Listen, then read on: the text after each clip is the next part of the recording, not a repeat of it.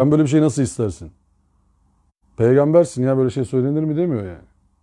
Yok, tatmin olayım diyor. Hazreti İbrahim'de, Hazreti Musa'da tatmin olayım. Şimdi aslında bizim içimizin soruları, içimizin konuşmaları bunlar. Allah bize bunu aktarmasa biz ne bilelim Hazreti İbrahim. Mesela Hazreti İbrahim ya da Hazreti Nuh, Hazreti Musa bu duaları, bu niyazları bize bildirilmesi ayetler vesilesiyle. Biz ne derdik? Peygamberlerde var ya, hiç şüphe yok yani. Peygamberler bir inandı, devam etti gitti yani. Hiç kimse şüphe etmedi bir daha işten derdik. Hazreti Muhammed hiç endişeye düşmedi derdik. Hiç. Bir girdi davaya, devam etti derdik. Ama Kur'an-ı Kerim öyle olmadığını anlatıyor bunu bize. Yani bu şu demek aslında biraz da. Bizler bulunduğumuz ortamlarda, içinde bulunduğumuz hallerde, imtihanlarda bazen düşeceğiz, bazen kalkacağız, bazen şüpheli olacağız, bazen emin olacağız, bazen acaba mı diyeceğiz. Allah bunların hepsinin yaşanılacağını bize aktarıyor. Bazen imtihanla nasıl gelecek? Varlıkla imtihan olacağız. Bazen yoklukla imtihan olacağız. Bazen açlıkla imtihan olacağız, bazen toklukla imtihan olacağız. Allah her sorudan sorabilir. Yani çoktan seçmeli değil yani sorular. Allah seçiyor soruları. Diyor ki böyle böyle imtihan olacaksınız. Yani dünyaya geliş amacınız ne? İşte Mülk suresi diye meşhur Tebareke ya da Tebarekellezi biyedihil mulk ve huve ala kulli şeyin kadir. Ellezi halakal mevte vel hayati liyebluvekum eyyukum ahsenu amela. Hanginizin daha iyi işler yapacağını görmeniz için. Allah'ın merak ettiği bir konu değil bu. Bizim açımızdan önemli bu. Şimdi bizim hiç yaratılmadığımızı bir an için düşünelim. Ve bir an için de cehennemde olduğumuzu düşünelim. Bir an için öyle bir soyutlanalım yani buradan. Dışarı çıkalım ve cehennemdeyiz. Şunu demez miydik ya, niye girdik cehenneme biz şimdi yani? Niye bu sıkıntının içerisindeyiz ki biz şimdi? Yani bize doğrular anlatılsa, biz de sahip çıksaydık doğrulara. Biz de cennette olsaydık demez miydik? Bir an için orada olsaydık yani. Yani arkadaşım, yani bize de söylenseydi. Biz şimdi geçen hafta İbrahim Suresini bitirirken cehennemlikler öyle diyorlardı. Buradan ayeti okuyordum. 44. ayette diyor ki Rabbimiz bize kısa bir süre daha tanı. Senin çağrına katılalım ve elçilere tabi olalım. Ya olan olmuş.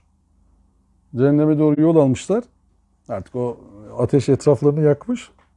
Bunlar diyorlar ki yani bir süre daha ver bize. Biz de cennetliklere tabi olacağız yani artık. Gördük gerçeği. Şimdi o soruyu soracağımız garantiymiş yani. Onu anlıyoruz.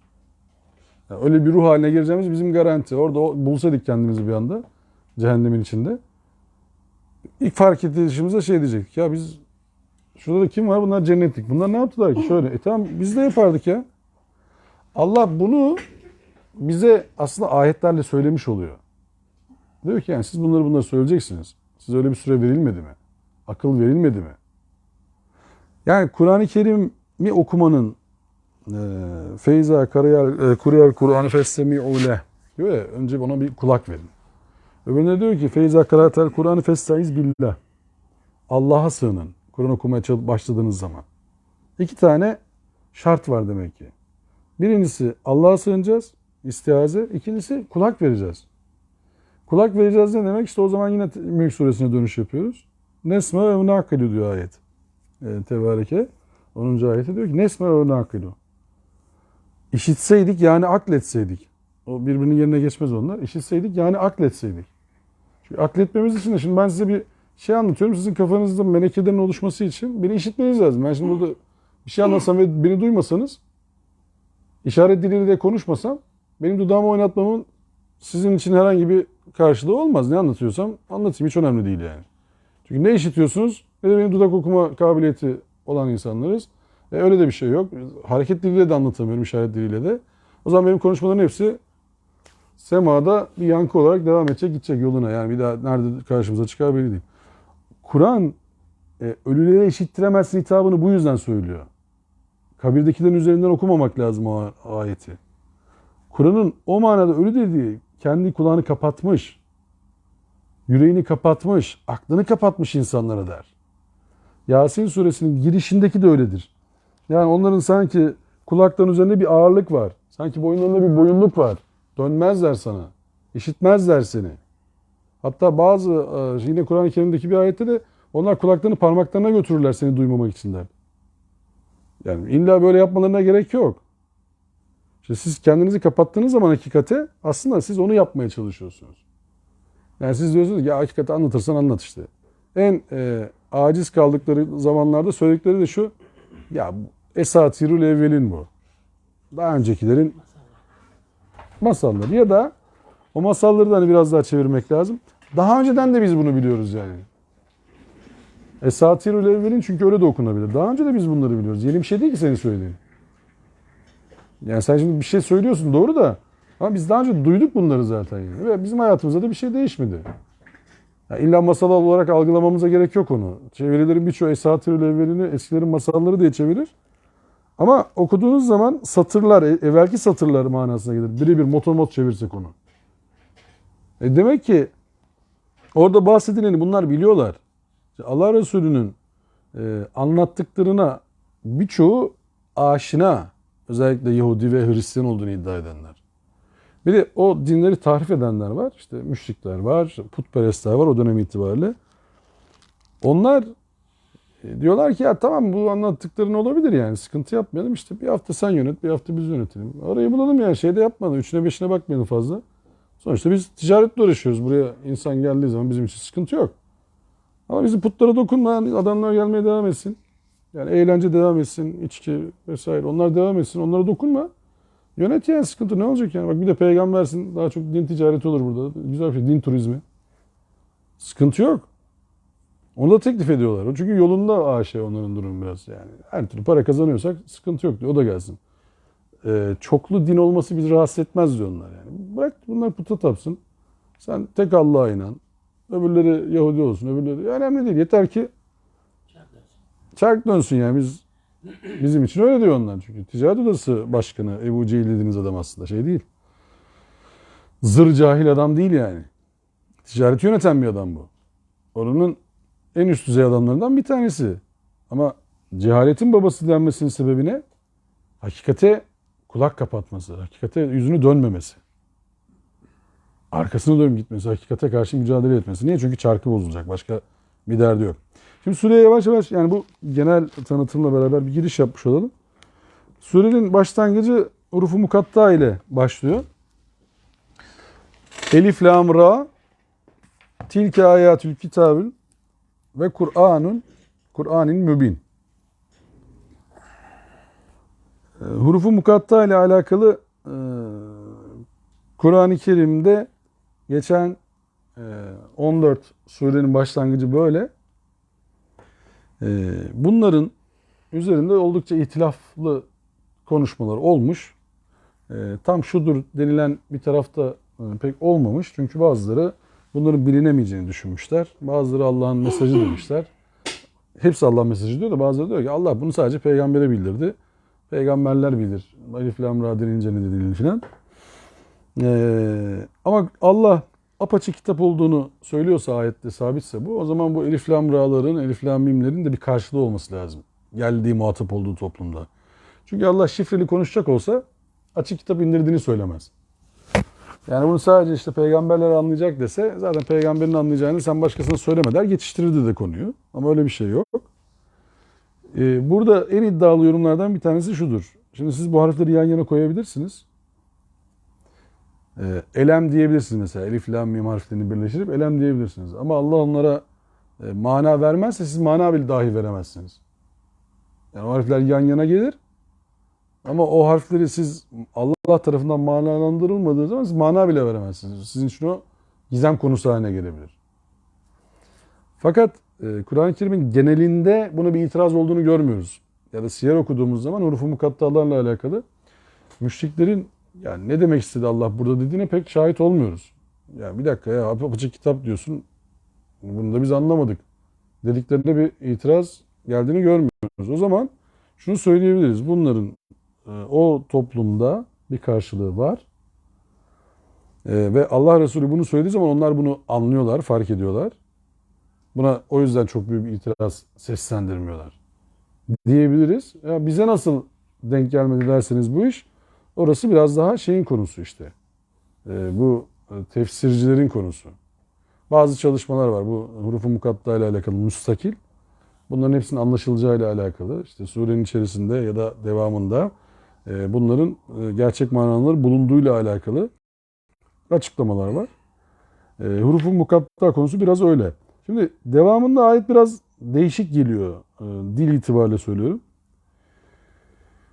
Tilke ayatül kitap. Diyor ki kitabın ayetleridir bunlar. Ve Kur'an-ı Mubin. Hakikati açıklayıcı Kur'an'ın ayetleridir. Şimdi okurken V ile gelince bu kitabın ve Kur'an'ın ayetleriymiş gibi geliyor okurken. O zaman kitapla Kur'an ayrı bir şey mi diye sorulması gerekiyor yine okurken. Biz burada Rahman suresini işlerken Rahman suresinde bir şey dikkatimizi çekmişti bizim. Diyordu ki Er-Rahman allemel Kur'an halakal insan allemehul beyan. Rahman Kur'an'ı öğretti, insanı yarattı. Nasıl oluyor şimdi? İnsanı yarattı, Kur'an'ı öğretti olması lazım diye gelmesi lazım mantık olarak. Öyle dilini öyle getiriyor bizi. O öne gelmesi lazım mı diyoruz. Allah atlamış olabilir mi bunu? Atlamış olamaz. Nasıl atlayacak yani? Öyle bir onun için öyle bir şey söz konusu değil. O zaman Kur'an demek ki insanın içerisine işlenen bir şey. Sizin yaratılmanızdan önce işlenen bir şey. Yani siz Kur'an'la karşılaştığınız zaman, o bütünlüğü gördüğünüz zaman, kainat kitabını okumaya başladığınız zaman, Kur'an ayetlerini okumaya başladığınız zaman o içinizdeki ana yazılım tatmin oluyor. O yüzden Allah diyor ki kalpler ancak Allah'ı anmakla tatmin olur. Yani Allah'ın ayetleriyle karşılaştığınız zaman tamam diyorsunuz ya buldum evet bu. Bu yani tam da böyle olması gerekiyordu bu işin yani. Bu ancak beni böyle tatmin olurdu zaten. Bu konuda böyle açıklama yapılırdı zaten. Dememiz gerekiyor demek. Yani bu bizim anakarta yazılanları önümüze geldiği zaman bu şah damarımızdan bizi yakalaması böyle bir şey. Aman diyoruz ya tamam ya. Bu anca ben de böyle düşünüyordum yani. Demin Resullerin sorgulama ya da şüphe örnekleri üzerinden gittik ya. Hangimiz diyebiliriz ki hayatımızın hiçbir döneminde Allah'la alakalı hiçbir şüphemiz olmadı kardeşim bizim yani. Ahiretle alakalı hiçbir şüphemiz olmadı bizim yani. Allah'ın yaratışıyla alakalı hiçbir şüphemiz olmadı bizim.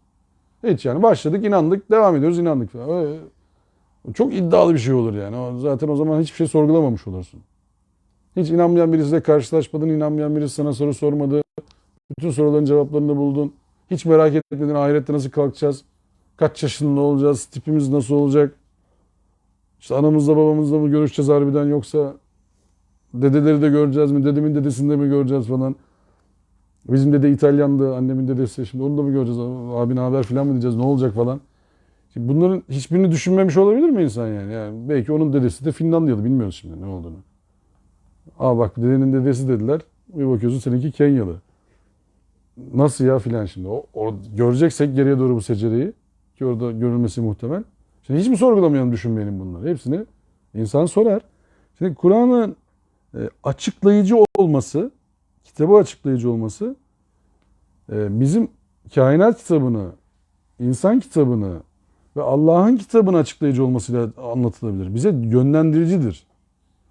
O muhteşem izahtır Bakara suresinin girişi. Elif lam mim zâlike kitâbul arabiyye fi huden lil muttakin.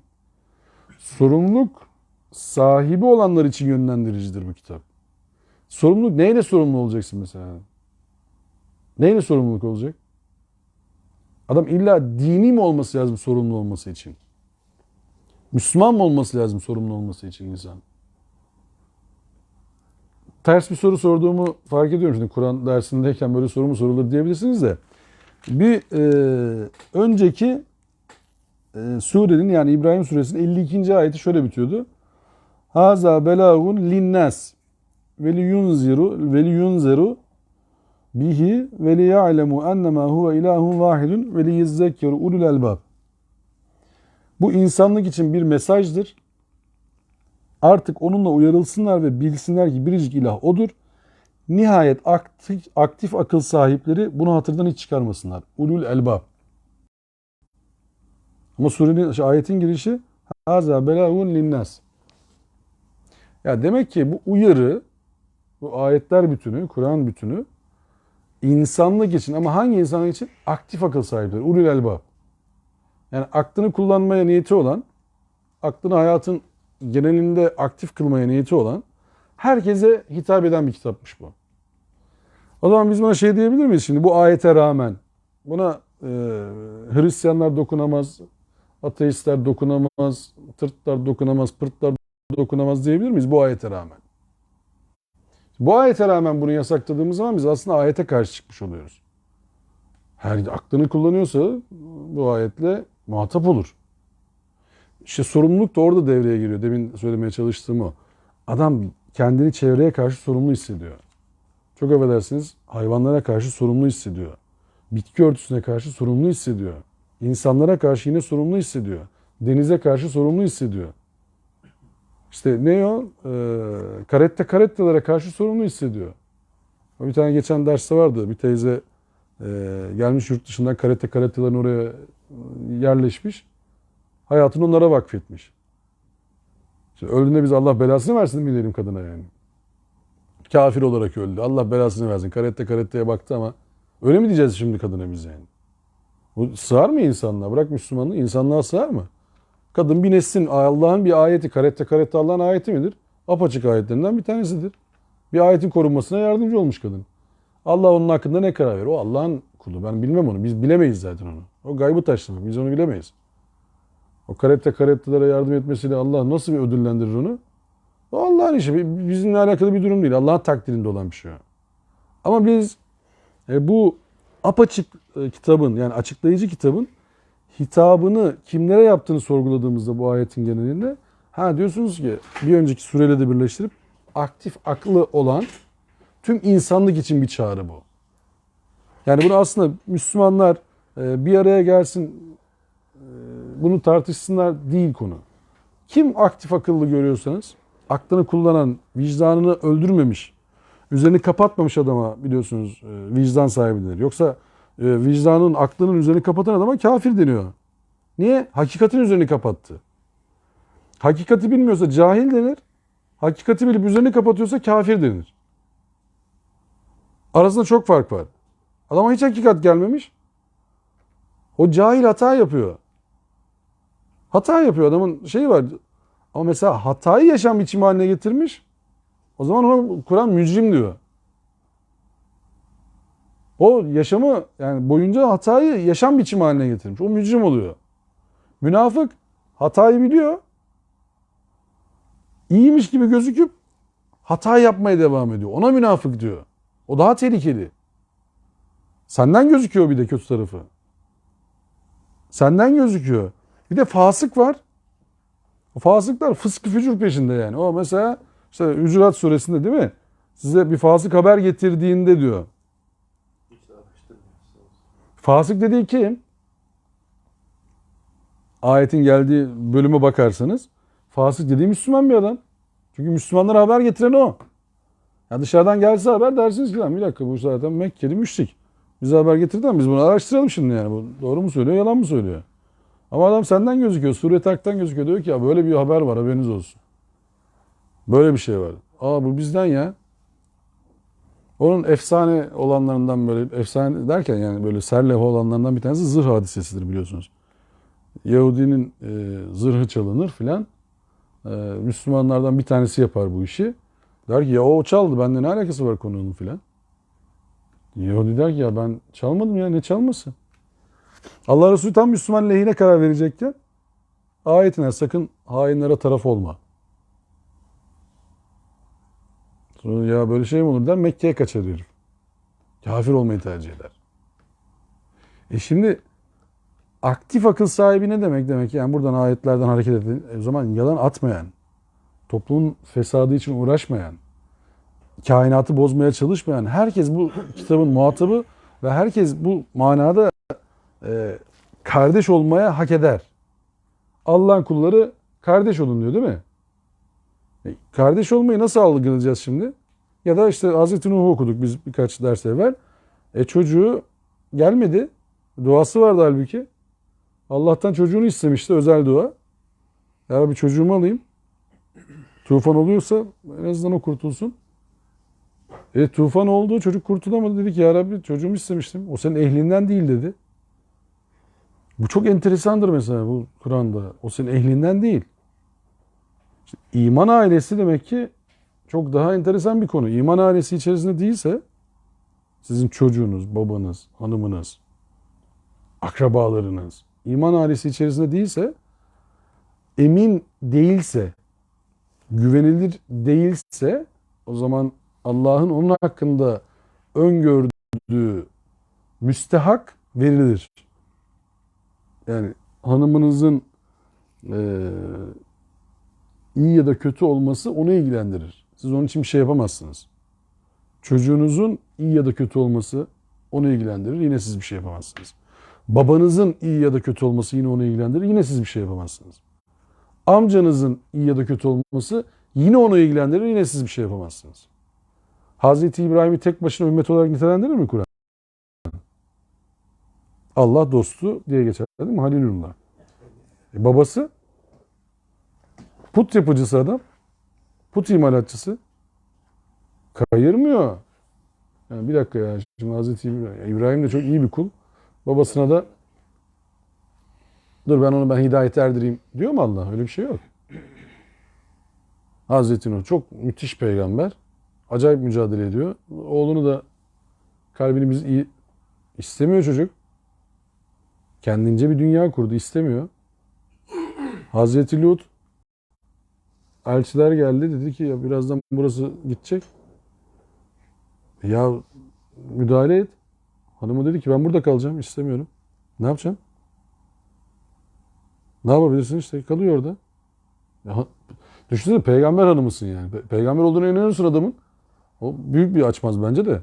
Peygamber olduğuna inanıyorsun onunla beraber gitmiyorsun. Ya, ya bu nasıl bir kavmiyetçilik yani? Nasıl bir düşünce şekli ama özgür bak. Özgür. Allah diyor ki tamam sen öyle istedin öyle. Şimdi kitabın efendime söyleyeyim bu yönlendirmesi apaçık olduğunu söylemesi ikinci ayette bütünleşiyor. Diyor ki Rubema yeveddüllezine keferu lev kânu muslimin. Gün gelecek inkarda ısrar edenler vahyin yol gösterileceğine teslim olmuş birer Müslüman olmayı yürekten temenni edecekler. Yani Allah Resulü ve arkadaşları sıkıntı içerisindeler. Onlara gelen ayet bu. Diyor ki bu ayet çok açık anlatacak. Bu kitap çok açık anlatacak. Ve merak etme şu anda inkarda direnenler gün gelecek diyecekler ki ya Müslüman olalım biz. Keşke dinleseydik. Bu Kur'an-ı Kerim'in böyle bir nehir kabul edin bunu. Kur'an-ı Kerim'i akarken bir nehir kabul edin. Suyun her tarafında görüyorsunuz bu seslenişi. Keşke olsaydık, keşke yapsaydık, keşke inansaydık. Sürekli bir keşke var. Yani kaybedenlerin birinci söylediği şey keşke. Yani Nebe suresinde zirveye çıkar. Yekunul ya leyteni kuntu turaba. Ya toprak olsaydık keşke ya. Keşke toprak olsaydık ya. Sürekli keşke ama. Saffat suresinde de var. Ya arkadaş ya bize bir tane çocuk vardı. Ne oldu o ya? Öyle sure öyle geliyor yani. Ne oldu ya bize ahiret yok diyordu. Ne oldu acaba onun sonu? Cennetlikler konuşurlarken. Ha bir bakıyorlar ki cehennemde ver yansın adamın durumu. Ya vallahi biz bunu oysak gitmiştik ya. Az daha bizim de ayağımızı kaydırıyordu. Ama işte bizim bu sadece ahirete atılacak konu değil bu. Onu söylemeye çalışıyorum. Sadece ahirete bu yaslanamaz bu konu. Yani ahirette bunların karşılığı burada da oluyor. Emin olun. Yani yanlış hesap kitap yapıyor. Zulüm yapıyor. Siz diyorsunuz ya arkadaş biz buna uymayalım ya. Bu adamlar var çok kötü işler yapıyor yani. Bu grup çok kötü. Bu şahıs çok kötü. Şimdi güçlü olduğu için bazen kalbimiz kayıyor. Diyoruz ki acaba yani bir şey de oldu yok adama kardeşim yani. Biz de mi hafiften yanaşsak o grubun içine biz de mi girsek yani. Bir şey oldu yok adama baksana abi. Bir eli yağda bir eli balda. Sonra bir bakıyorsun adam darmadağın oldu.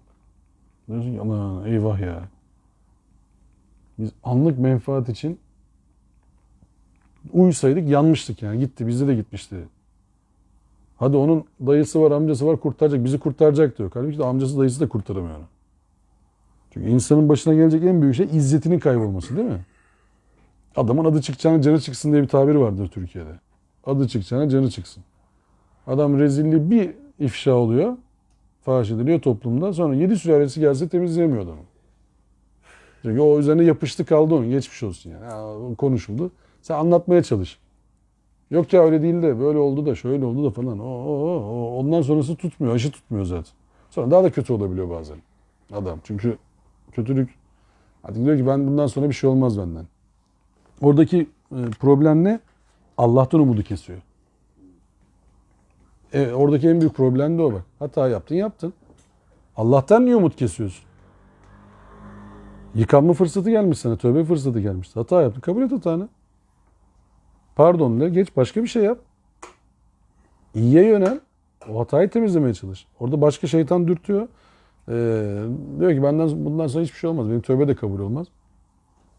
Allah beni affedemez zaten yani. Affetmez de demiyor, affedemez diyor artık. İş oraya geliyor. Beni affedin ne yapacak? Benden bir şey olmaz. Ver yansın, hadi daha kötü olmaya çalışıyor. İşte orada Allah'ın Rahman ve Rahim ismiyle sürekli kendini öne çıkartmasını çok iyi anlatmamız lazım bizim. Bak Allah yakar, Allah çarpar falan. Bunlar çok anlatılır biliyorsunuz. Ya Allah Bismillahirrahmanirrahim'i her surenin başına bize söyletiyor. Her surenin başına.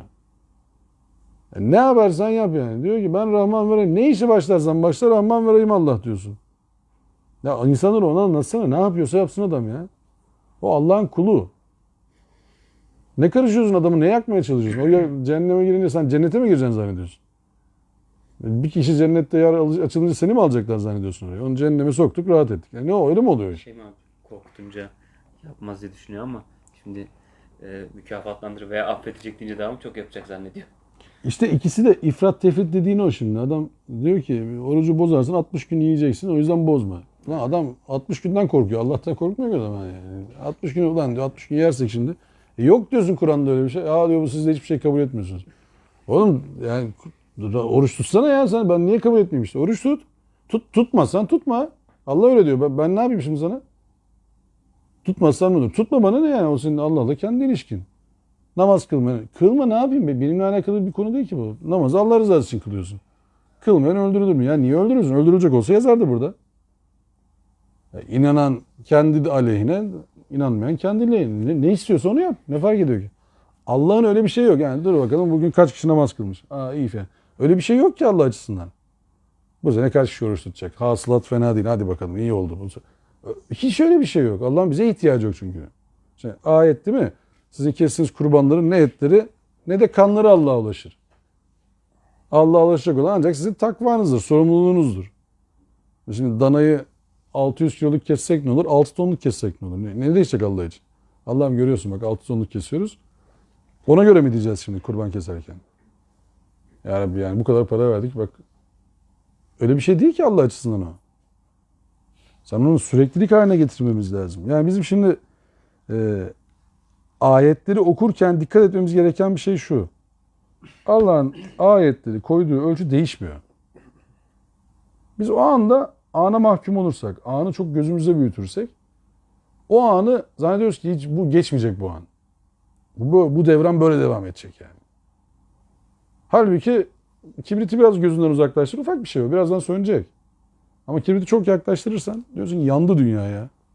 Kurtaracak kimse yok. Benim başıma gelen var ya bugüne kadar kimsenin başına gelmedi. Bazı dertler öyle zanneder insan. Öyle diyor. Benim başıma gelen var ya dünyada hiç kimsenin başına gelmedi. Bir çık böyle bir bak piyasaya bak ne dertler var. Ne dertler var yani. Neler görüyor insanlar.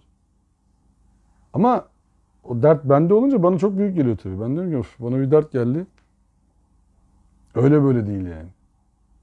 Şimdi bizim işte Allah Resulü ve arkadaşlarının gördüğü üzerine Allah diyor ki gün gelecek inkarda ısrar edenler vahyin yol göstericine teslim olmuş birer Müslüman olmayı yürekten temenni edecekler.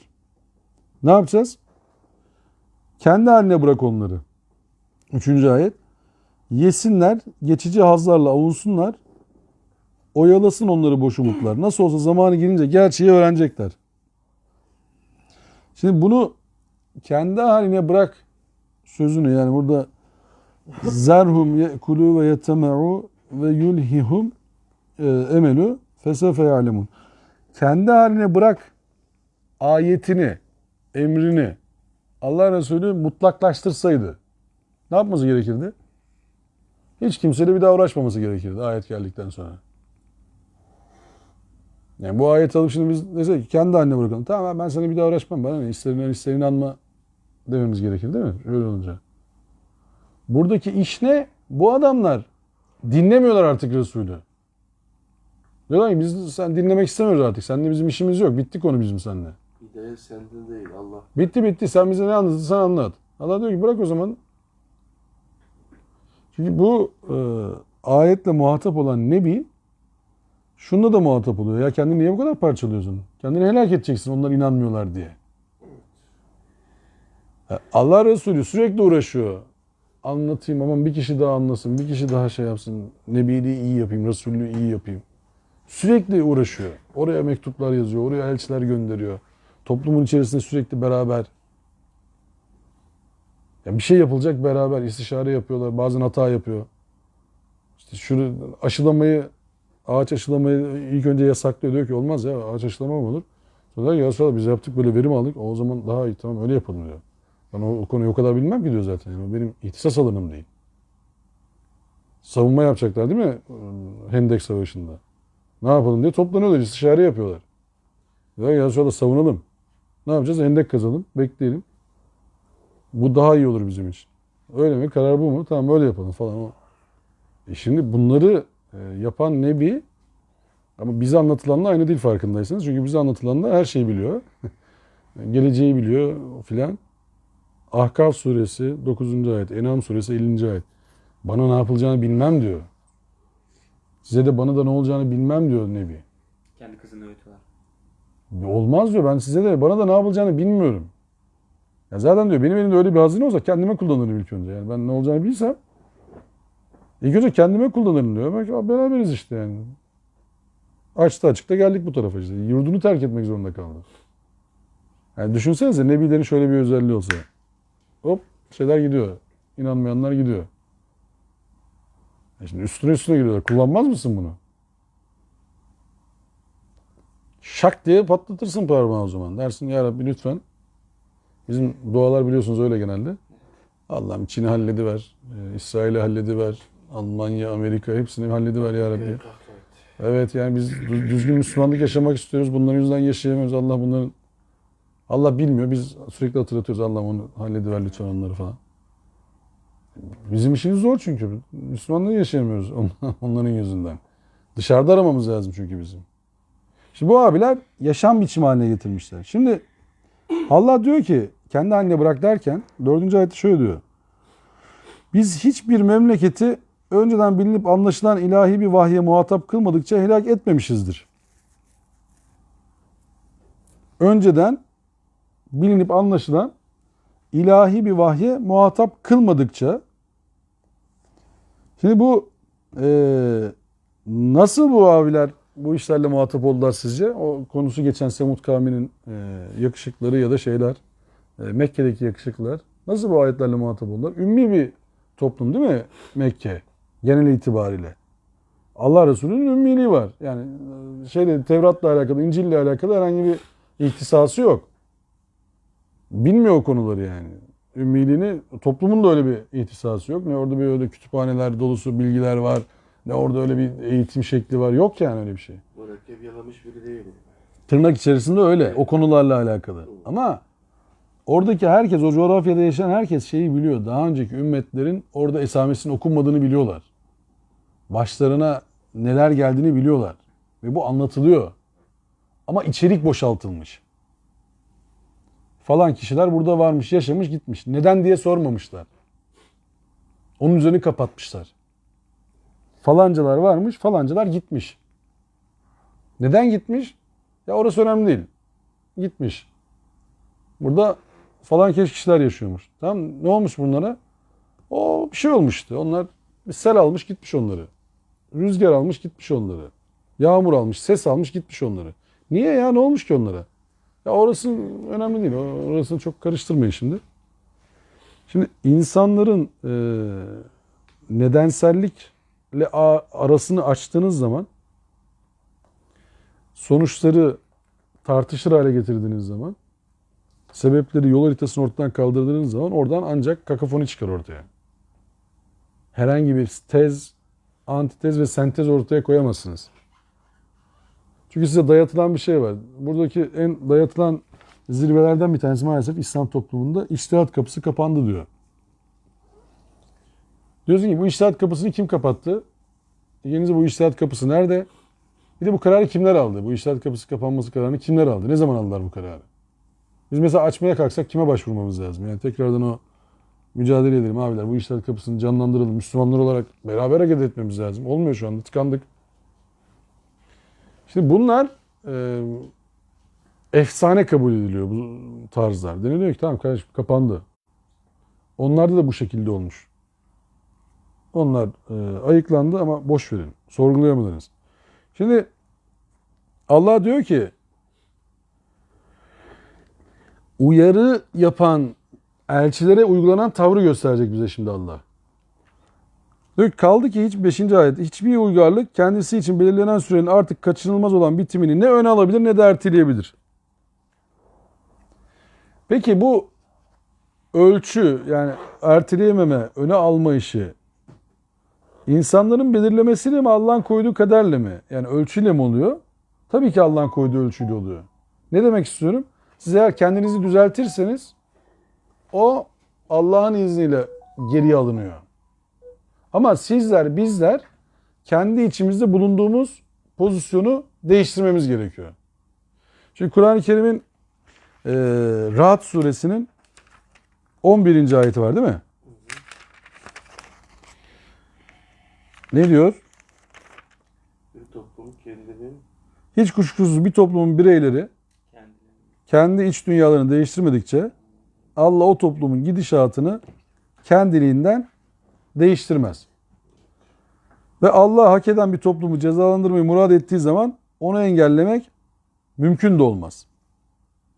Şimdi demek ki toplum kendi içerisinden bir değişim yaşarsa, topluma bu yansırsa Allah onların hakkındaki kararını değiştiriyor.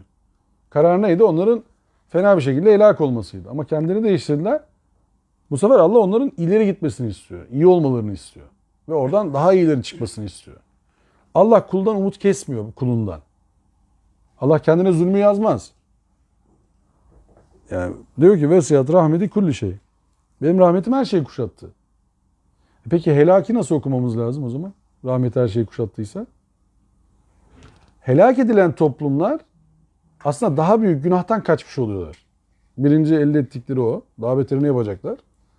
Diğerleri için de örnek oluyorlar. Yani lan bu helak oldular. Ne oldu bunların durumu ya?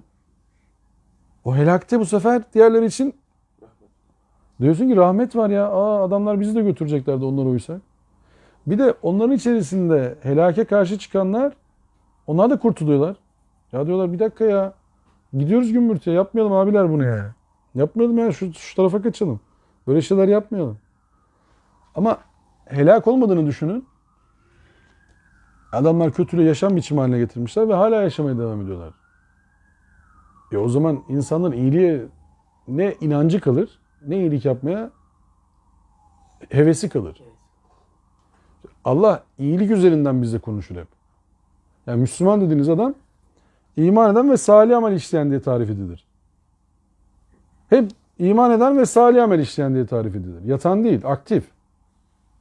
Dünyayı cennet yapmaya çalışan adam olarak tarif edilir. Yaşadığı yerde duasını aktif hale getirmeye çalışan, Allah'tan Allah'ım elimden bunlar geldi diyerek dua eden adam olarak tarif edilir. Yani Allah boş beleş dua eden değil. Sesinizi yükseltmeyin diyor dua ederken. İçten ne yaptığınızı bilerek dua edin. Böyle bağıra çağıra Allah'ım falan ne bağırıyorsun? Sanki Allah sesini duyacakmış gibi. Duymuyor mu böyle olunca yani? Ama bir şey yap. Bir de şöyle düşünmek lazım dua işinde. Biraz herhalde o tarafa dikkat etmek lazım. Şimdi bir makama dilekçe yazıyoruz biz. En üst makama. Duayı biraz öyle görmek lazım bence. Noktasına, virgülüne, bizim iş planımıza, iş planının kontrolüne kadar her şeye dikkat etmemiz lazım. Böyle saçma sapan baştan sağma bir dilekçe yazılır mı Allah'a? Allah kandırabilir misin sen? Allah senin o dilekçeyi niye yazdığını biliyor. O dilekçeyi ne yazarken aklından ne geçiyor biliyor. Yedi yaptıklarını da biliyor. Yapabileceklerini de biliyor. Yapmadıklarını da biliyor. Sen şimdi diyorsun ki Allah'ım iyi aman yaptım işte dua et. Kabul et. Olur. Allah'ın zaten ona ihtiyacı var diye. Sen dua edersen o da diyecek ki oh ne güzel dua etti. Ya öyle bir şey değil ki Allah için bu. Yani şimdi şurası tırnak içerisinde söylüyorum tabii. Kafirlerin tarlası olsun. Burası Müslümanların tarlası olsun tamam mı? Yağmur yağmaya başlasın. Biz istiyoruz ki buraya yağmur yağsın. Kafirlerin burası kuraklıktan ölsün, gebersin. Hiç buraya yağmur yağmasın. Biz de Müslümanlığımızın değerini bilelim. Ya adam tohumu ekti, ürünü ekti. İslahını yaptı. Bekliyor şimdi. Yağmur bulut geliyor diyor. Bu tarafa yok, sizin olmaz, siz bu tarafa yaz. Niye? Onlar Müslüman. Hiçbir şey yapmadılar ya. Olsun, Müslüman onlar falan. Şimdi bu adamların Müslüman olmama şansı var mı ikinci yağmurda? Peki Müslüman oldular. Doğru iş yapma şansları var mı? Bak konuyu biraz daha ilerletelim. Adam bir daha doğru iş yapar mı? Nasıl? Yatınca da yağdırıyor Allah. Evet. Adam İslah için hiç uğraşmaz ki bir daha. Lan ne güzelmiş, Müslüman olalım, yatalım, Allah bizi doyuruyor nasıl? Ver Allah'ım. Biz bu kadar uğraştık ya. Tohumla uğraştık, aşılamayla uğraştık, toprakla uğraştık, nadas yaptık, onu tuttuk, bunu bıraktık. Biz de Müslüman olalım diye münafık olacak.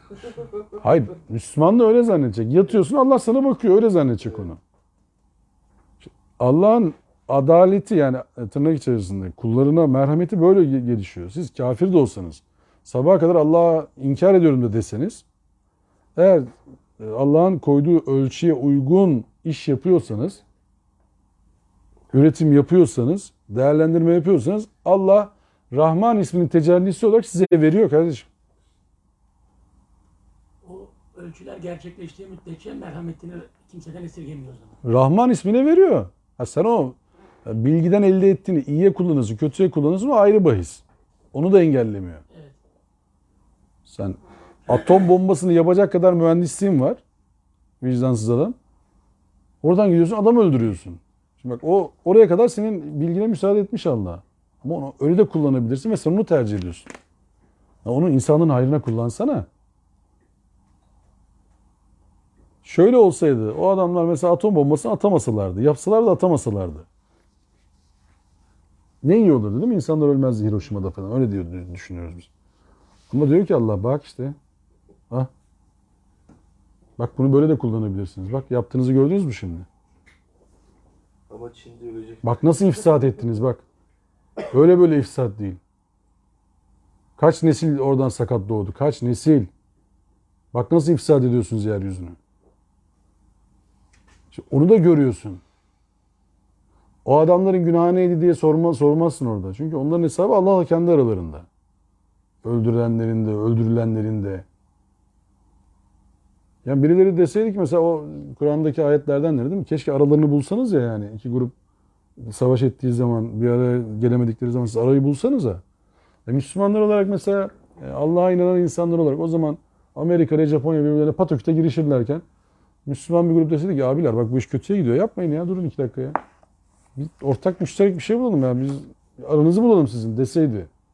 Atom bombası atılmasaydı. Şimdi atom bombası Müslümanların ne günahı var diye sorulabilir değil mi? Lan bizim ne işimiz var ya? Adam, elin Amerikalısı attı, elin Japonyalısı da yedi. Bizim konuyla bir alakamız yok. Çok da Müslüman değil, soruyor. Ya bize ne ya? Allah cezalarını versin. Biz ne ilgilen? Ne olacak acaba ahirette yani? Allah demeyecek mi ya? Orada öyle bir şey oluyordu. Siz ne yapıyordunuz o ara? İkindi namazı kaçıyordu bizim. Onu mu diyeceğiz biz? Ya şimdi bir yerde zulüm varsa Müslüman oraya koşması gerekir. Ya yapmayın, ne yapıyorsunuz demesi gerekir. Dinine bakılmaz o adamın. Mazlum var ortada. Aç var ortada, yetim var ortada. O Müslüman dediğin adam oraya koşar, müdahale eder. Ya kardeşim bu abartarak söylüyorum. İsrailli yetim olsa bile bakman gerekir ona.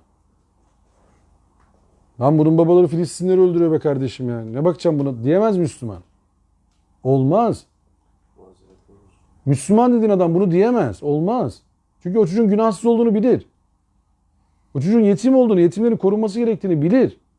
Bu şuurda olması gerektiğini bilir. O ileride bana kıllık yapacak falan diyemez. Çünkü iyi tarafını sularsan onun, iyiliği ona sevdirirsen onun iyi olacağını bilirsin. Yahudi olması onun ayıbı değildir, günahı değildir. Yahudi bir toplumda doğmuş çocuk. Artık Yahudi zihniyeti lanetlidir. Yahudiler değil. Arasında çok fark var. Sen de Yahudi zihniyetiyle iş yaparsan sen de lanetlenirsin. Arasında çok fark var yani. Yahudi olmakla Yahudileşmek arasında çok fark var. Adamın anası bir Yahudi, babası Yahudi. Ne oldu? Lanetli doğdu. Çocuğun ne kabahati var şimdi? Ayeti okumadık mı? Kimse kimsenin günahına yüklenmez diye. Çocuk günahı ne şimdi? Biz nasıl söylüyoruz bunu? Olsun, anası babası Yahudi. O da lanetli o zaman. Ayet dedi ki kimse kimsenin günahına yüklenmez. Şimdi bizim ayetlerden yani şuradan anladığımız demek ki herkes ilahi vahiyle bir şekilde muhatap kılınıyor. Yaşadığı ortamlarda. Bu Japonya'da olsa, aborjinlerde olsa, Kenya'da olsa kainat ayetlerinde işi görüyorlar. Çok anlatırlar onu. Güzel örnek diye ben de aktarırım çoğu zaman. Bu Endonezya'da bir tane şey olmuştu hatırlarsınız. Bir tsunami olmuştu. Ya, herhalde 10 seneyi buldu bu iş. O sahil kesimindeki birçok kasaba gitti gümbürtüye tsunami olunca. Bir tanesi yırttı bir kasaba. Hiç kimseye bir şey olmadı. Onlar geçen tsunami'de suyun geldiği noktanın biraz ilerisine taş koymuşlar. Demişler ki biz buradan aşağı inmeyeceğiz. Su buraya kadar geldi. Biz artık burada yaşayacağız. Yani yukarıda yaşayacağız. Aşağıda ulan turist iyi geliyor buraya. Biz bir otel yapalım, pansiyon yapalıma girmemişler. Yukarıda hayatlarını geçirmişler. Kimse ölmedi. Hayatlarına devam ettiler orada. Yani kimse ölmedi derken aşağıda birisi varsa illa aynı kaderi bulup paylaşmışlar da. Ama evlerine bir şey olmadı. Tarlalarına bir şey olmadı. Çünkü tedbirini aldı. Allah'ın koyduğu ölçüye itaat etti. Aklını kullandı. Şimdi diyorsun ki meteoroloji hesap kitap yapıyor. Kaç kilogram yağış düştü kardeşim İstanbul'a bu sene? Anlık da olsa, yıllık da olsa falan kilogram yağış. Tamam. Anlık ne kadar düştü? Falan kilogram. Senin su boruları kaç kilogramlık abi? Falan kilogram değilse sen Allah'ın ölçüsüne uymuyorsun işte. O tekrar edebilir o. Diyorsun ki kaç senedir yağmıyor ama yağdı. Bir daha yağarsa ne yapacaksın? Dere yatağına ev yapıyor değil mi? Bizim memleketin meşhur işlerinden bir tanesi. Ya bu dere kurudu diyor. Ya kardeşim kurudu da. Bu sene canlanacağı tutarsa ne yapacaksın? Sonra diyor ki Allah bizim cezamızı verdi. Ne olacak? Ne verecekti ki başka? Sen niye yapıyorsun oraya ya abicim ya? Yapma işte dere yatağına. Dere yatağının önüne tomruk atıyorlar. Kastamonu'da en son öyle oldu. Gördünüz mü bilmiyorum. Tomruklar geldi. Tam dibine yapmış herif tomruk depolamayı. Dere yatağının. Bir yağmur, bir sel pırt o şeyi kapattı. Bölgeyi tomruklar. Ne oldu? Su şeyin içinde. Neydi oranın adı ya? Bir tane semti komple götürdü. Sonra devlet bize yardım etsin. İşte devlet geliyor oraya. Devlet baba. Merak etmeyin işte konutları yapacağız, evleri yapacağız. Ya o dere yatağını yapsanız oraya ev yaptırmasanız da. Kereste ticaretini başka yere alsanız da. Evden daha ucuza gelir. Adamları yap yukarıda bir organize. Orada çalışsın herifler. Yol yap oraya daha ucuza gelir. Bir de kimse ölmez. Ya parayı bırak kimse ölmez diye. Şimdi bizim belirlenen süre de aslında böyle bir şey. Geçen bir tane video düştü önüme. Balığın içerisinden plastik çıkıyor ya. Denizden avlamışlar balığı. Balığı açıyor plastik var içinde. Öyle küçük parça da değil ha. Şimdi biz balığı ne diyoruz? Sağlıklı besin değil mi? Yiyelim, güzelleşelim falan. Plastik var içinde ya. Kim yaptı bunu? Balıklar mı yedi bu plastikleri yani? Balık bizden plastik mi istedi? O bize plastik gönderir mi dedi bize? Ne oldu yani? Sen şimdi suyun içine pisliği ata ata, doldura doldura, çöpü eritmeye, çöpü rehabilite etmeye. Ne bekliyorsun ki mesela? Einstein'a izafe edilir değil mi? Aynı şeyi yapıp farklı sonuç bekleyene deli diyor. Sürekli aynı şeyi yapıyor ama farklı sonuç bekliyor. Deli modeli. Zır deli. Biz sürekli suyun içine atıyoruz çöpü diyoruz ki bir şey olmasın. Merak o diyor ki oldu ya Allah Allah. Bu derste çok söyledik. Allah şaka yapmaz. Allah durumu ortaya koyar. Bak tehdit de değil Allah'ınki. Bak durumu ortaya koyuyor. Biz onu tehdit zannediyoruz. Diyor ki böyle yaparsanız bu olacak. Diyor ki Allah tehdit etti. Allah tehdit etmedi kardeşim. Sonra diyor ki bak böyle olursa böyle olacak ya. Ne tehdidi? Ben şimdi diyorum ki o kabloyu çıplak elle dokunma çarpılırsın. Bu tehdit mi oldu şimdi? Elektrik kablosunu çıplak elle dokunma çarpılırsın. Kabloyu kesin dıt dokundun. Ben tehdit mi ettim seni? Bu tehdit denmez ki buna. Çarpılırsın diyor. Ben sana yol gösteriyorum. Diyor ki bak bu böyle. İstiyorsan dokun. Şakası yok yani. Aşırı gerçek. Gerçek. Evet. Allah'ın Aşırı gerçek. Rabliği bunu gerektirir bak. Rablığı. Terbiye etmesi otoriter bir terbiyedir. Ya şimdi Muhammed'e bir şey söyleyeceğiz ama hani kalbi kırılır. Söylemeyeyim mi acaba falan. Çarpılsın söylerim sonra. Allah öyle yapmaz. Muhammed'in kalbi kırılacak şimdi. Bir şey söylemeyeyim. Çarpılsın sonra derim. Ya Muhammedciğim ben seni çok seviyorum. Söyle ki çarpılmasın. O daha iyi bir terbiye. Dozunda söyle. Daha öncekiler çarpıldı diyor Allah. Onların ölçüleri vardı. Çarpıldılar. Bak yapmayın. İbrahim Suresi'nde biz bitirirken sureyi, tekrar böyle sureye gelirken hep onu gördük. Allah uyardı. Cezalardan bahsetti. Uyardı. Cezalardan bahsetti. Ama dedi iyi işler yaparsanız böyle olacak bak. iyi oluyor bu işin sonu yani. İyi işler yaparsınız ama kötü iş yaparsanız hani zorlamayın. Kötü olacak bu iş. Ya size iltimas geçmeyeceğim ben. Yani siz inanıyorsunuz merak etmeyin falan.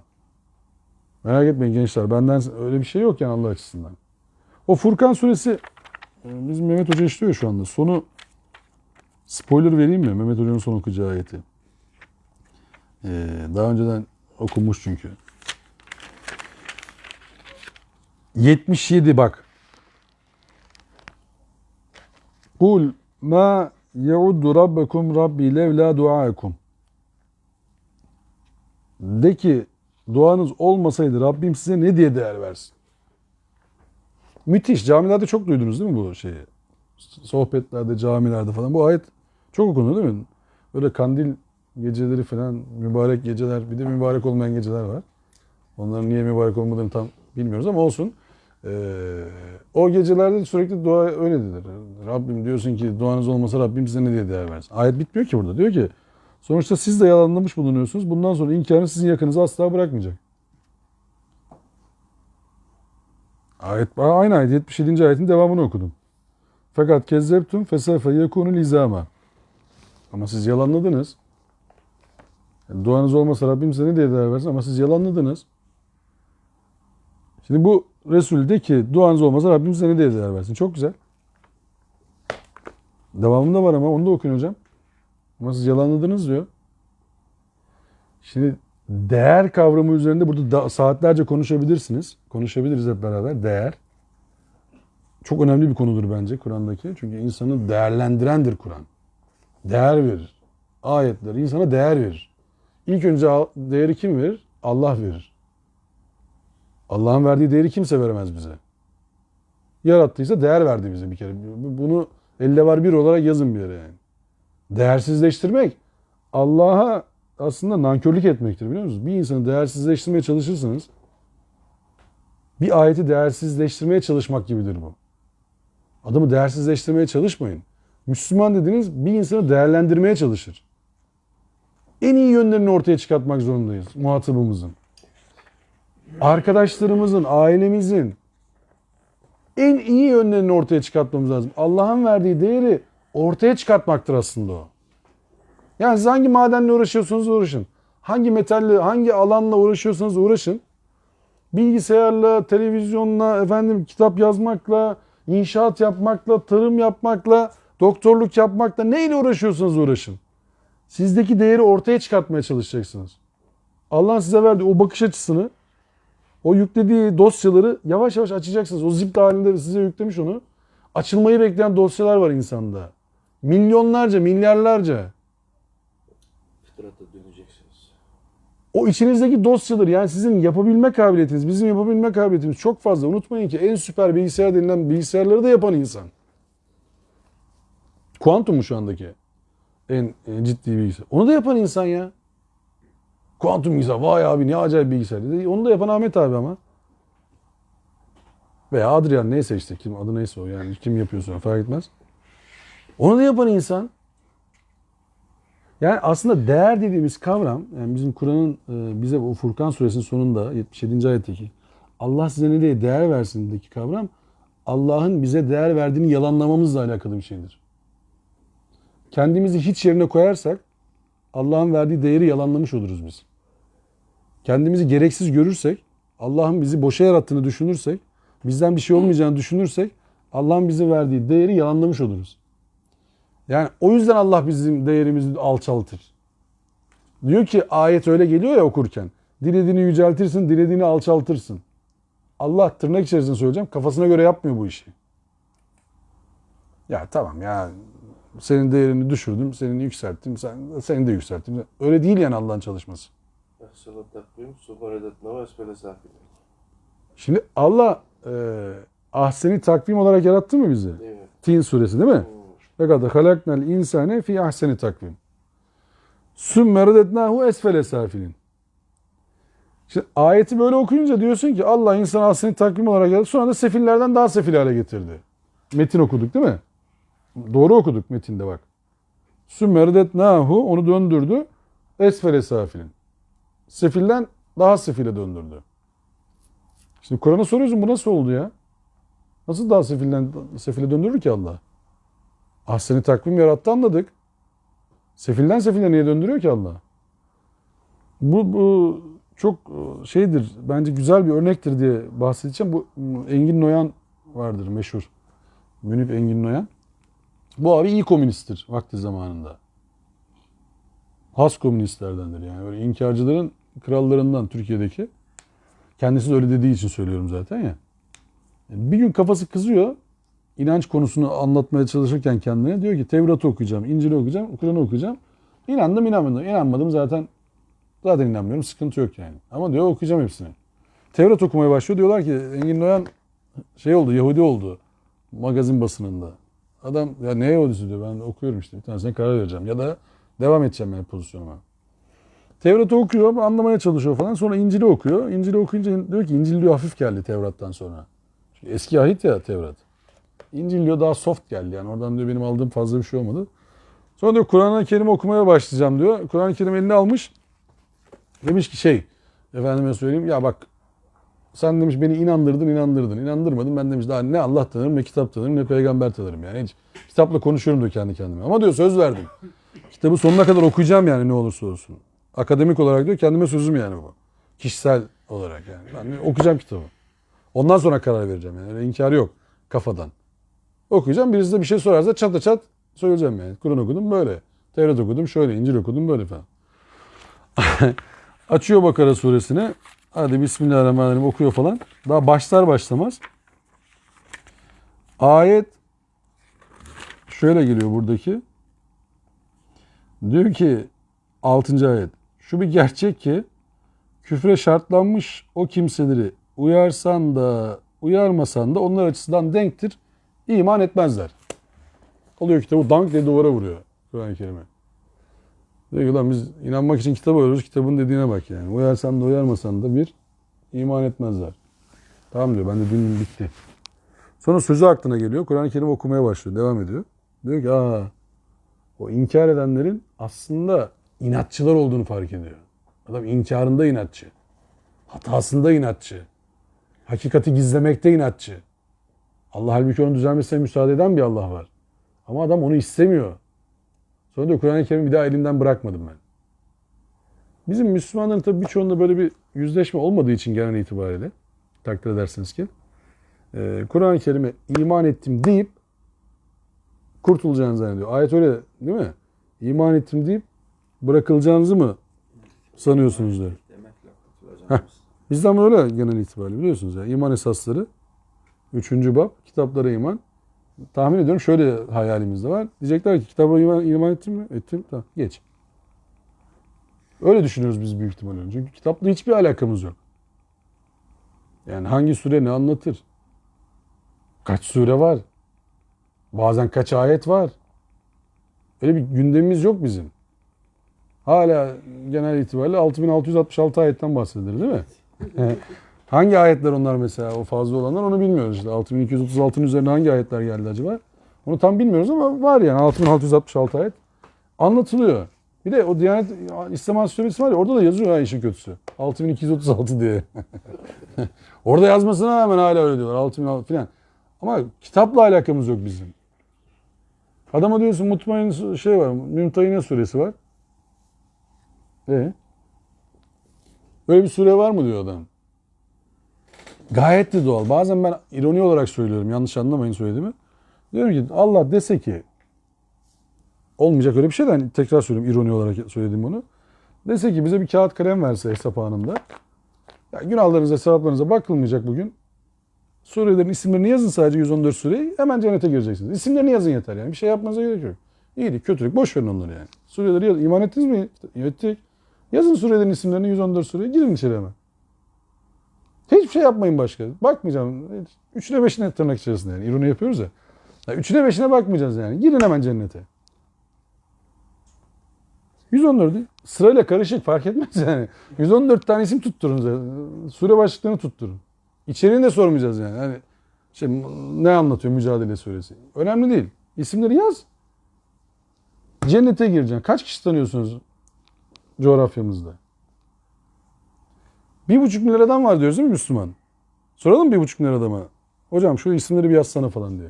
Sadece surelerin isimlerini. Sure, ayet sayılarını falan boş verin onlar yani. Hicr suresi kaç ayetten oluşuyordur? 99. Bravo. Geç. Yani tek sureyi bile indirsek bazen yırtamayabiliriz de. Ama diyorum ya 114 sure kitaba iman ettin kardeşim, öyle diyorsun işte, hepimiz öyle diyoruz. Bari onu biliyorsundur değil mi yani surelerin isimlerini? Evet. Deriz büyük ihtimal. Ya da hani ya bir başka soru alsam yani Joker hakkımı kullanayım. Mehmet Okuyan'ı arayabilir miyiz falan değil mi? Orada şeyde garanti olsun. Sıkıntıya girmeyelim. Hazır cennete giriyorken. Şimdi o, ama tekrar söylüyorum, ironi yani, öyle bir şey yok. Çünkü miskale zerretin hayran yara, miskale zerretin şerran yara. Ne iyilik yaptıysan zerre kadar göreceksin. Ne kötülük yaptıysan zerre kadar göreceksin. Yani benim söylediğim ağır ironi içerir. Yani buradan çıkıp da şey olmasın konu. Başka tarafa gitmesin yani. Şimdi bu süreyi, yani 5. ayetteki süreyi böyle algılamak lazım. Biz Allah'a olan sözümüzü olumlu manada değiştirmezsek, iyileşme manasında Ra'd suresindeki 11. ayetteki gibi iyileştirme olarak değiştirmezsek, Allah bizim hakkımızdaki hükmü değiştirmeyecek. Ne demeye çalışıyoruz? Biz hava kirliliğiyle alakalı çözümler üretmezsek, trafikle alakalı çözümler üretmezsek, deniz kirliliğiyle alakalı çözümler üretmezsek, bilgi kirliliğiyle alakalı çözümler üretmezsek, ikili ilişkilerle alakalı, kötüye giden ikili ilişkilerle alakalı çözümler üretmezsek, bizim hakkımızdaki hüküm değişmeyecek. Ne bir an ileri alınacak, ne bir an geriye alınacak. O dokunmadığımız yılan en son gelecek, bizi de yiyecek. Bizim çocuğumuzda daha bir şey olmadı. Başıboş köpek sorunu var ortada. Kaç tane insanın çocuğunun canı yanıyor. Bizim mahallede yok. Bizim çocuğa da bir şey olmadı. Bana ne abi, ben niye gireyim o topa? Bizim sitede bir şey yok falan. Öyle. Bizde yok abi. Yani çocuğun canı gitti ya. 6-7 yaşında çocuk gitti ya. Arabanın önüne fırladı gitti. Müslüman toplum buna bir şey demesin mi şimdi? Yani nereden bekliyoruz biz burada çözümü?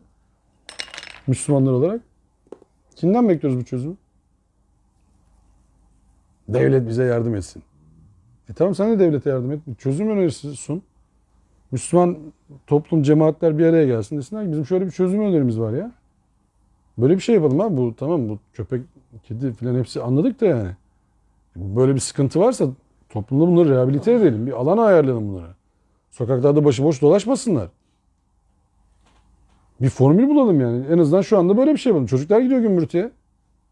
Ya Allah korusun. Allah kimseye vermesin. Şimdi 6-7 yaşında çocuğunuzun, 10 yaşında çocuğunuzun, 5 yaşında çocuğunuzun bir tane höt diye köpek havladı diye arabada, yani cenazesinde olduğunuzu düşünsenize bir an için ya. Olacak iş mi bu yani? Devamında bir çocuğun boğazından tutup öyle bir Ya olacak iş mi? Dayanılacak şey mi bu? Gözünüzü seveyim yani. Bu kabul edilecek bir şey mi yani? Bir şeyde İngiltere'de Türkiye'ye giderseniz dikkat edin diye kuduz köpekleri hangi sokaktan kuduz köpek çıkabilir diye haritasını yayınlıyor yani. Ya abiler, Orada yapıyor bunu. bu Orada söylemeye çalıştığım hareketi geçiyor. illa köpek, çok affedersiniz, köpek olayı değil. Yani baliciler köşe başlarını tutmuş, Müslümanlar buna karışmıyorsa o balici gelir sana karışır bir gün. Çözüm üretmen gerekiyor. Gaspçılar ortalıktaysa Müslümanlar buna çözüm üretmiyorsa, o gaspçı gizli senin hanımına bulaşır, akrabana bulaşır, sana bulaşır. Bulaşır. Ya toplumda kötülüğe sen çözüm üretmen, bu istişareyle yapman lazım. Bak, istişareyi de yapacağın adamlar aktif akıl sahipleri. Pedagoglar bir araya gelecek, psikologlar bir araya gelecek, polisler bir araya gelecek, güvenlik görevlileri bir araya gelecek. Cami cemaatleri, bilmem işte bu sürekli dışarıda olan simitçisinden çaycı, onlar bir araya gelecek. Diyecekler ki abi biz bunların hareketli. Sosyologlar bir araya gelecek. Öyle çözüm üretilir. İlla polisi olmasına gerek yok bunun. Ya suyun akışını bir değiştirirsin, her şey değişir. Yani bir şey değiştirirsin, her şey değişir. Bütün parametreleri değiştirirsin. Ama bunlar şucu, bunlar bucu diyerek bir araya toplum gelmezse o toplumda anarşi çıkar.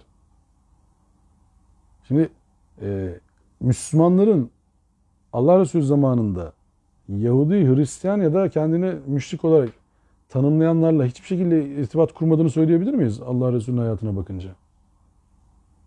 Var mı böyle bir örnek elimizde? Çok anlatılır değil mi? Allah Resulü Mekke'ye girdiğinde, fetih olduğunda anahtarını yine oradaki müşriklerden birine bıraktığı söylenir. Çünkü o işi iyi biliyorlar, temizlemesini, şusunu busunu. Ya da İşte yola çıkacaklarken hicret için, değil mi? Rehberlerinin yine gayrimüslim birisi olduğundan bahsedilir. Ne oldu peki? Allah Resulü şey diyemez miydi? Lan bu şimdi gayrimüslim bizi satar. Dur Müslüman birisini bulayım. Yolu bilmese de Allah bize yardım eder falan. Öyle olmuyormuş bak. Hiç satmadı.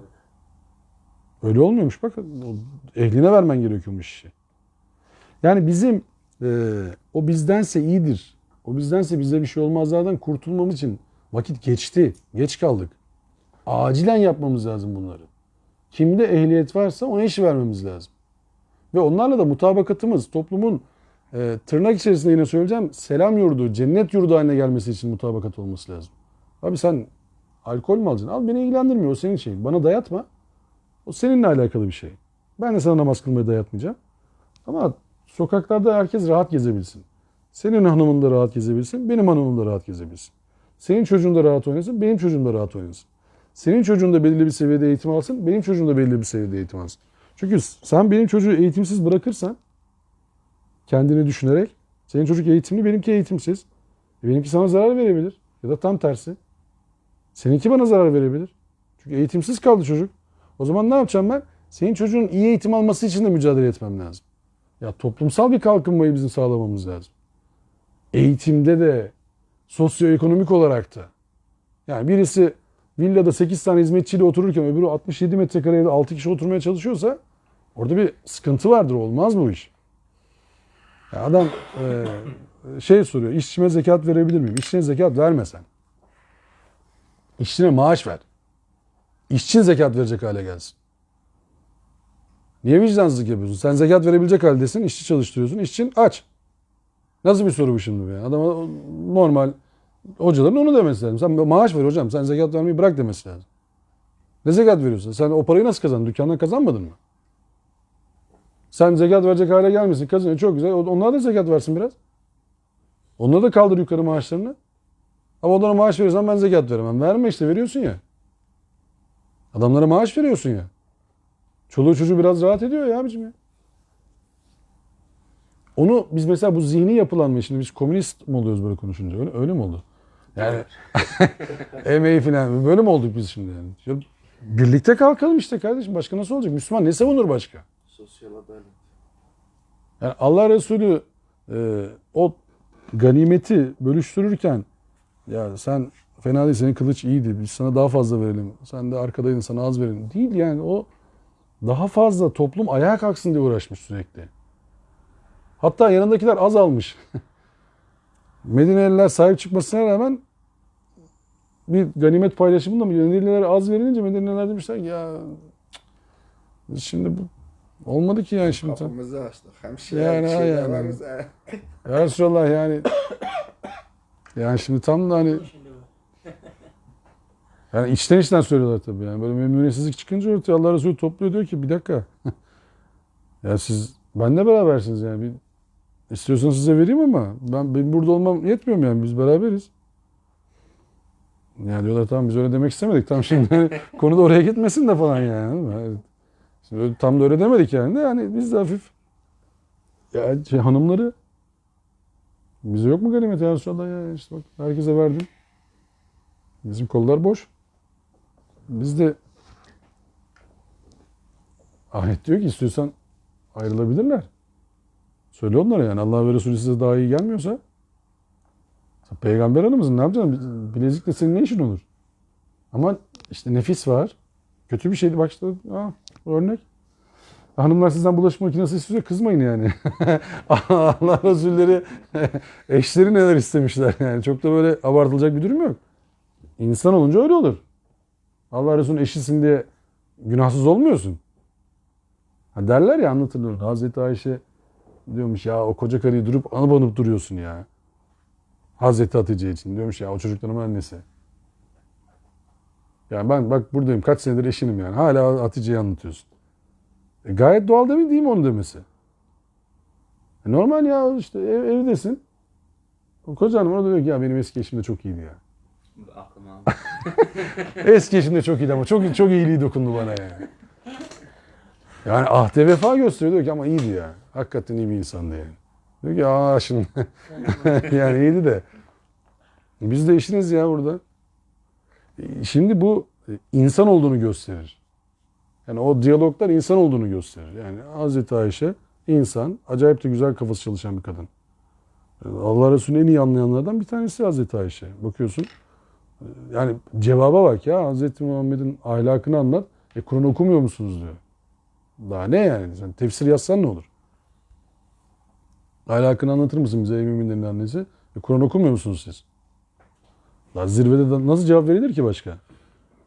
Bakın o ona uymaya çalışıyordu diyor. Siz de oraya uyun. Tamam, bitti işte. Hazreti Hatice'yi düşünün. Çok zor da. Diyor ki biz, yani eşiniz diyor ki ben şimdi biraz önce vahiy aldım. Şimdi tamam desen bir dert, demesen başka bir dert. Hakikaten mi yani? Öyle bir şey mi? Çünkü olağanüstü bir durum bu. Hani böyle olağanüstü bir durum. Yani insanlık ailesi diyelim ki şu ana kadar 30-40 milyar adam yaşadı toplam. Burada en kaba işte 200-250 insandan bahsediyoruz. Hadi 2000 olsun. Ya hadi biraz daha abartalım, 20 bin tane peygamber olsun. Yani bizim bilmediklerimiz falan bilmem ne. Allah'a ayan bize gayb ya. O kadar adam içerisinde bu kadar kişiye çıkıyor. Yani bu kadar kişi böyle bir enteresan tecrübeyle tecrübeleniyor. Şimdi eşinize gidiyorsunuz, diyorsunuz ki ben biraz önce vahiy aldım. Korkunç bir iş. Yani bu Allah Allah dersin yani. Bir dakika ya. Bana inanır mısın diye soruyorsun. Birinci inananın Hazreti Hatice olması lazım. Yoksa iş yürümez. Gel ben seni bir okuyucuya götüreyim diyebilirdi değil mi? Ya sana bir şey olmuş olmasın yani. Bizim şurada bir Hoca var öyle. bir puta tapan birisi var. Ağzı doğalı. Ona bir götüreyim seni, bir baksın. Şaşırmış olma yani, şimdi bir şey mi gördün acaba? Çünkü dağdasın da tırnak bizim anladığımız tabirle uğramış olmasınlar sana falan deme ihtimali çok fazla. Düşünsene. Yani o insanlar özel insanlar. Tamam, bence tüm nebilerin hanımları, çocukları falan özel. Çok garip çünkü babasının ya da sevdiğinin Allah'tan vahiy aldığını biliyor ya da fark ediyor. Olağanüstü bir durum yani. Şimdi yapacağımdan değil de eve gidip desem ki ben vahiy aldım, eve almazlar büyük ihtimalle. Şimdi neyse an itibariyle. Derler ya ne anlatıyorsun yani. İş mi şimdi? Çok büyük bir iddia. Ama hani o Allah Resullerinin o korkmaları, endişelenmeleri, kendilerinin o mesela bir süre vahiy alamıyor. Bir dakika diyor ya, acaba ben bir şey mi yanıldım mı acaba, ya da bir şey gördüm mü yani bir şey. İşte Duha suresine ve Duha ve leyli izâ mâ veddâke rabbuke ve men kalâ ve lel âhiretu hayrun. Rabbin sana verdiği sözü unutmadı yani. Senin sonrası daha iyi olacak, sakin. Ama şimdi düşünsene 2-3 akşamı gelmiş vahiy almışsın. Bir hafta geçiyor, tık yok. Bir şey yok ortada. Şimdi korkunç bir tecrübe bu yani. Olağanüstü bir şey bu. Hani Allah Resullerinin mücadeleleri takdire şayandır, kabul, ama bunun kabullenmeleri daha büyük bir iştir. Bunu kabullenmeleri var. Yani olağanüstü bir iştir yani. Hazreti Musa düşünsenize bak, vahiy aldığını kabul ediyor. Firavun'a git deniliyor. Şimdi ne yapacağız Firavun'a gidip? Yani sen çok azdın, kendine gel. Şimdi katil diye kovulmuşsun oradan, kovalanmışsın, kaçmışsın. Allah diyor ki git sen şimdi de ki ona çok azdın. Kendini temize çıkar filan değil yani. Sen gidip kafa tutacaksın ona gidip. Ya aldığı göreve bak. Yani şey demesini biraz anlayabiliyor musun? Ya bari kardeşim de gelsin benimle yani. Destek. Ben şimdi hani tek başıma gitmeye giderim de. Yani o da gelsin yani. Bu gayet doğal değil mi? Anlaşılabilir değil mi yani konu? Tabii ki. Yani şimdi sen oradan adam öldürdü diye çıkıyorsun, diyorsun ki sen azdın, sana geldim ben. Hayda. Ya hiç de konuşturmayabilir değil mi? İhtimal yok mu öyle? Kim? Musa. Gel, ne olmuş? Azdın diyecekmiş sana. Ha, olur getir. Atır bunu hapse falan, Kodes'e bilmem ne. Ne oldu? Hazreti Yusuf şey dedi mi Kodes'te? Orada bir tanesine diyor ki ya bak unutma, ben git krala söyle bak, ben böyle bir kabiliyetim var benim. Oho, adam dışarı çıkınca ya adam kaldı, kuyuda kaldı önce. Sonra Kodes'te kaldı. Adamın başından geçenlere bak. Yetki veriliyor. O diyor ki ya ben Rabbimden başkasına iltica etmem. Kadın geliyor diyor ki ya beğendim seni falan, olmaz. İmtihana bak. Biz şurada derse geleceğiz ya bazen tırvırı yapıyoruz. Aman gelsek mi gelmesek mi falan bilmem ne. İmtihana bak adamlardaki. Yaşayacaklarına bak. Yani Hazreti Zekeriya, Hazreti Musa, Hazreti Nuh. Şimdi gemi yapıldığını düşünsene. Nerede yapalım? Arizona çölünde gemi yapıyorsun. Ne gemisi diyorlar ya? Diyorsun ki sel gelecek. Demezsen ama ne seli abi sen? Hayırdır inşallah ya. Ne seli abi ne yapıyorsun sen? Demezler mi adama ya? Düşünsene adamların yaşadığı şeyleri yani. Ama bize gemi yap deniliyor hala. Bize deniyor ki Allah bak geminizi yapın. Bak bu tufan gelecek. Siz geminizi yapmakla meşgul edin. Bakmayın başka gündemlere. Bu sizin gündeminiz olmasın. Siz geminizi yapın. Devam edin gemi yapmaya. Çünkü Allah'tan başka kaçılacak bir alan yok. Kur'an tabiriyle eynel mefer. Nereye kaçıyorsunuz diyor. Yani bir kaçış yok. Allah'a kaçın diyor. Allah'tan kaçılmaz. Allah'a kaçılır o yüzden. Yani siz geminizi yapın. Süre var. Sürenin ertelenmesi mümkün değil. İlerletilmesi o sürenin yani daha doğrusu algoritmanın değişmesi için Allah bizim elimize bakıyor. Biz yaptığımızı değiştireceğiz mi? Biz ayetlerle aramızı iyi tutacağız mı? Ayete uygun davranacağız mı? Siz burada bir tuşa basın. Farklı bir tuşa basın. Allah bütün tuşları değiştiriyor. O ana kadar yazılı olan algoritmanın tamamını değiştiriyor. Yani bilgisayar tabiriyle o 0101'lerden bir tanesinin yerini değiştirin siz. Bütün hepsi ona göre değişiyor. Allah Esma-i Hüsna müthiş bir alandır o açıdan. Yani tavsiye ederim kesinlikle Esma-i Hüsna okumalarını. Hallak olan Allah'ın her an yaratan Allah'ın kudretine inanın. Kuvvetine inanın. O yüzden Allah'tan hiç umut kesmeyin.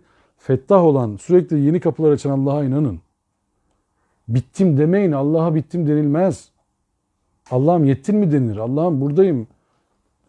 Azalıyorum denilir. Allah sizi çoğaltır.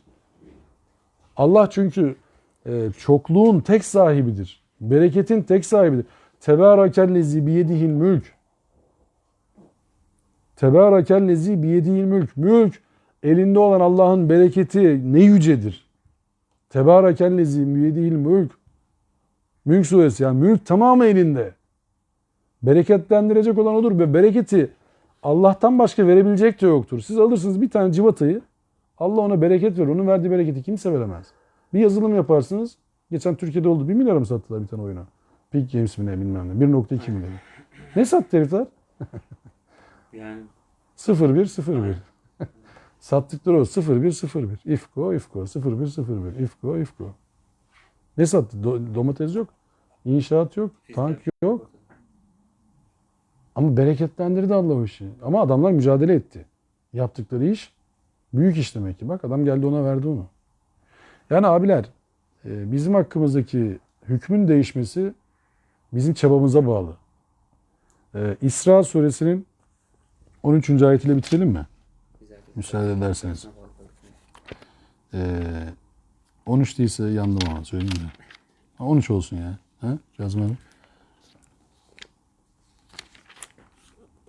Biz ve kullu insanin elzemnahu ta'irahu fi unuqih. Biz her insanın kaderini kendi çabasına bağlı kıldık. Nitekim kıyamet günü onun önüne dünyada her şeyi kayıtlı bulacağı bir sicil koyacak ve diyeceğiz ki İkra kitabek kefa bi nefsikel yevme aleyke hasibe. Oku sicilini. Bugün kendi hesabını görmek için sana yetersin. Sadakallahü'l-azim. Daha da bir şey demem. Bir de o ayetin, o son ayeti hangi sureydi? Bu İsra 13, 14 okuduk. Ya onu önce İbrahim Hicr suresini okuyoruz Hicr biz. suresi var. Hı. Burada diyorlar bir apaçık bir kitap.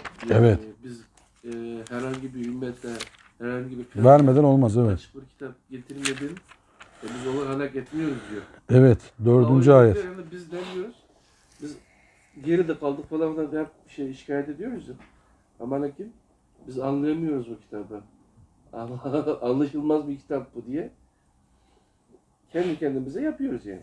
O İşte yüzden bu durumdayız. kitabı yanlış anlıyoruz, Kur'an'ı yanlış anlıyoruz. Ondan oluyor. Yani Evet. bu ayetin girişi, surenin girişi oydu bak. Tilkel ayatül kitabı ve Kur'an-ı mübin. Kur'an mübindir ve kitap bize gelmiştir. Evet. Allah'ın rahmetiyle. Ve ahiru davana enilhamdülillahi rabbil alemin. Rizanillah. Teala'l Fatiha.